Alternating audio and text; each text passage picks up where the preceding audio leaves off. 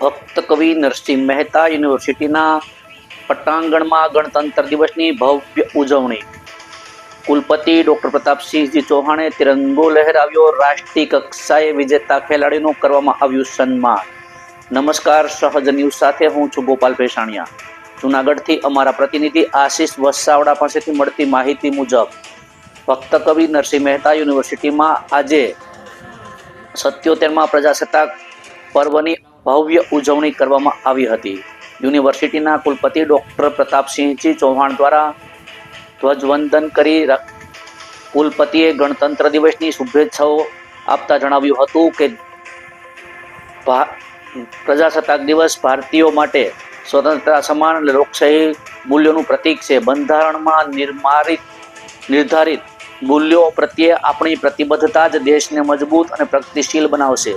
એકતા, સમાનતા, બંધુત્વ અને અખંડતાના સંસ્કારો સાથે સ્વચ્છ, સંવેદનશીલ અને આત્મનિર્ભર ભારતના નિર્માણ માટે સૌએ સાથે મળીને કાર્ય કરવું જરૂરી છે. તેમણે બંધારણના તમામ ઘડવૈયાઓને કોટી કોટી વંદન અર્પણ કર્યા હતા. તેમજ દેશની આઝાદી માટે બલિદાન આપનાર સ્વતંત્રતા સેનાનીઓ અને શહીદોનું ભાવભર્યું સ્મરણ કર્યું હતું.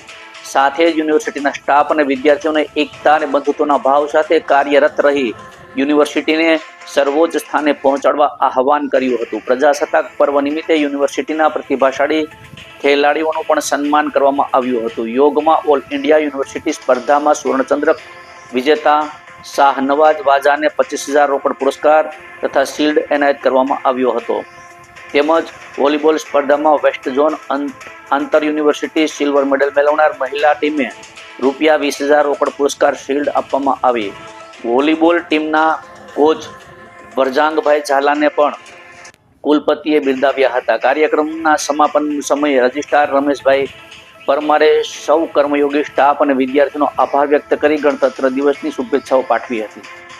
આ કાર્યક્રમમાં યુનિવર્સિટીના વિભાગીય વડાઓ, અધિકારીઓ, પ્રાધ્યાપકો, શૈક્ષણિક તથા બિન શૈક્ષણિક સ્ટાફ, મીડિયા સેલ, રમતગમત સેલ તેમજ વિવિધ વિભાગના કર્મચારીઓ મોટી સંખ્યામાં ઉપસ્થિત રહ્યા હતા. કાર્યક્રમનું સુચારુ સંચાલન ડોક્ટર ઋષિરાજ ઉપાધ્યાય દ્વારા કરવામાં આવ્યું હતું. રિપોર્ટર આશિષ વસાવડા, સહજ ન્યૂઝ, જૂનાગઢ.